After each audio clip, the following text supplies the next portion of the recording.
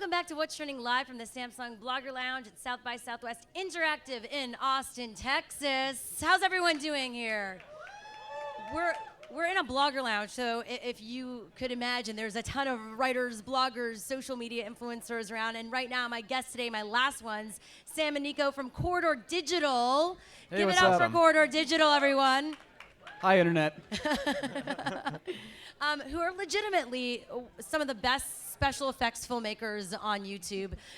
If you don't know them, you probably shared some of their videos without even knowing who they were or their names, because that's what we do on YouTube these days. We share things, we're like, I don't know who created it, but it's awesome.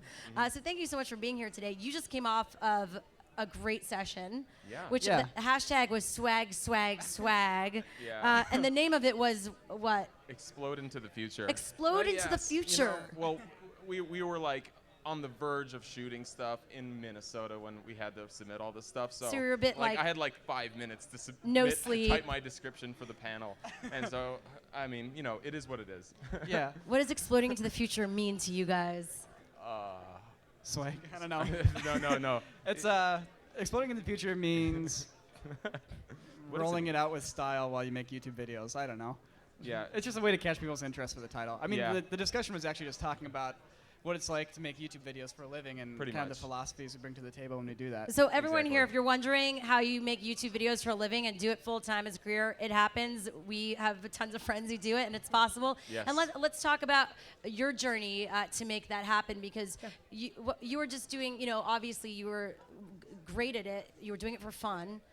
Freddie Wong, you were very close friends with him and that whole crew. Yeah. When did it start for you, and at what point did you jump into it full time? Yeah, well, Sam and I actually started making videos together when we were like 14 years old in junior high school.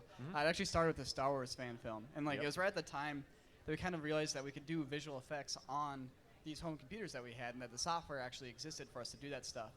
And it was very enabling as filmmakers, because when you're 14 years old, you don't have access to anything but maybe a camera in your parents' car. So it let us like do bigger ideas and kind of go crazy with our imagination. And we just stuck with it for, you know, every single year. We were always making stuff all the way up until now when we moved into YouTube, and we had this whole skill set that we had developed for years and years and years that we could fall back on. But so many people create great content in YouTube. How do you actually get it seen, though? Well, that's the magic ingredient to making viral pieces. It's almost not about like how you're making it, but like what you're making it about. You know, it's about finding that niche. And this is actually one of the things we're talking about at the panel, which is, you know, it's all about taking that convention, you know, that common experience that people have, and putting your own twist on it. And, you know, whether you have a channel like ours where we do action and VFX and whatever, or if you're doing like music or whatever, you can always bring something new to the table for, you know, whatever people like. I mean, the best example is kind of our first viral piece, which is a Modern Warfare fan film. We took a common experience, which is Modern Warfare, Call of Duty. Everybody was playing it at the time. I mean, they still do. You know, just video games, essentially.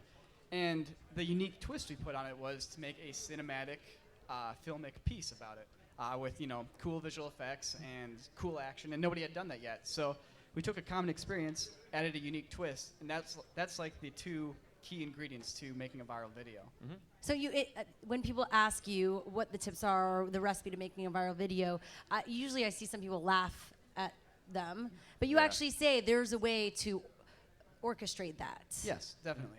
It's all about, people aren't going to share something unless it's something that their friends and themselves are mutually interested in, and it's something new that none of them have ever seen before and they find cool. So you gotta tap into that. You gotta tap into that thing it's that shared experience, and then you have to add that unique twist to it. And for us, it's, you know, we can add visual effects and make things really cinematic and high production quality. So the obvious example for us is to take some sort of video game theme that people are familiar with and make a cinematic interpretation of it. Yeah. And once you have that first video that is a hit, how do you continue that momentum and really build a community? Because that's really what it's all about, because you know they'll be coming back for more each time. Yeah, I mean, there's no other way around it other than just, you know, working as hard as you can to get the next one out, and just make sure that every single time someone reloads that page, you know, like there's more content coming. So yeah, I mean, that's the beauty of the subscriber system too on YouTube, is that it starts out with viral videos and trying to hit the blogs and trying to get on YouTube's front page, and then eventually, ideally, you cultivate a following and then cultivate a subscriber base, so you have this audience that you can rely upon, and you don't need to try to go viral with every single piece. What do you think it is about special effects and action videos on YouTube that drive such a huge audience? I think YouTube's core demographic kind of speaks to that a lot, though, because the the 14 to 18 male, like, action, video games, VFX, explosions. It's like that's what we like. Michael and that's what Bay we make. to the nth degree. Yeah, exactly. Michael Bay and Minecraft at the same time. So there massaging you each go. other. Exactly. And you've also gotten, I feel like, to do some crazy campaigns with brands because of your work, which Exactly. legitimately, I mean, your work has the quality of what we would see in a blockbuster film, but obviously much less of the price. Mm-hmm. Yeah, I mean that's one of the things we focused so much time and effort on, was trying to get that big budget look without the big budget price. Yeah.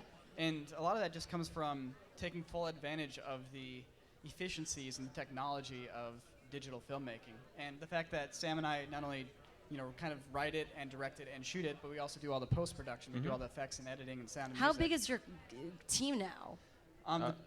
It's basically us. You just run your channel. It's we have our friend Jake, Yeah. who's basically our producer. He'll Yeah. help us. Like, we'll start writing a piece, we'll tell him what he needs, and he'll go out and start gathering the resources so we can focus on conceptualizing it. Yeah. And then Sam and I shoot it. Yeah, we shoot the whole thing, do all the video stuff, and we have a friend we work with who helps us with the behind-the-scenes content. Where do you see the current state of this whole landscape and where it's going? And you guys having an amazing channel. How many subscribers now? Over 1 million. Over 1.5. Yeah. 1.5 million subscribers, pretty but good. competing legitimately against now big companies coming in and trying to get in on the action. Well, the hard thing about YouTube is that right now everything's very dependent on the ad revenue. Yeah. And there's not actually a lot of ad revenue on YouTube. So if you're rolling in with a big budget, you're gonna have a hard time making that money back unless you can work out some sponsorships and that kind of stuff. So honestly, the landscape's depending on that to kind of change, for the landscape to change. Mm-hmm. So right now it starves you for money, but at the same time that makes you create this very efficient workflow for it. It creates the hustle, Yeah. which for the content creator that understands it and cares for it, they can do really well. Mm-hmm. Yeah. What do you think about the new YouTube layout? It's actually been good for us. Yeah. Oh, really? Everybody else Why? thinks And how are really you, Max, taking advantage of the new layout? Because a lot of people have different opinions about it. Well, it's the new layout pushes channels a lot harder. Yeah. And as people who have actually created a channel that's very reliably put out content and has a very strong branding, it's been good for us because our channel is actually getting more exposure and more branding. Other people that are still working and getting that exposure, it's a lot harder to start off with a new layout. Yeah. If you're already established, much easier to gain more audience, but if you're starting out, much harder to get that initial exposure. Exactly. Yep. You agree? Absolutely. Well, I mean, I think also it comes with the fact that YouTube, is really trying to get a lot of exposure for, they're funding premium content, and they want to really kind of show off the content creators who are, making the best stuff, the cool looking stuff. And since we do a lot of CG stuff, VFX, and put a lot of work into the look of our stuff, Yeah. I feel like that kind of meshes well with what they want to promote. Definitely. So. Where do you see you guys in the next year?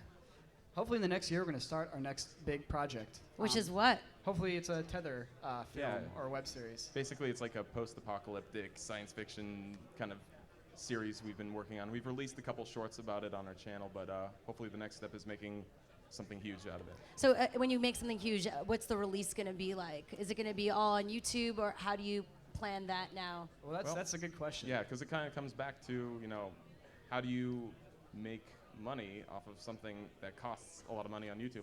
How can you have a big budgeted project online and, keep that consistent and maintain that? So we're trying to figure out how to integrate our channel with, I guess, I don't know, maybe a feature film or maybe a web series or something else. It's kind of in the works still. Trying to take the next step to get an audience to actually pay to watch our content. Exactly. When they do that, then we can make that content crazy and big. Yeah. So you believe paid is the future. It's at least the next step for us career-wise. Very interesting. Well, give it up for Corridor Digital, everyone. Thank you. Thank you. Check out their channel. Subscribe if you have not subscribed yet. Incredible talent. I'm constantly impressed by the both of you.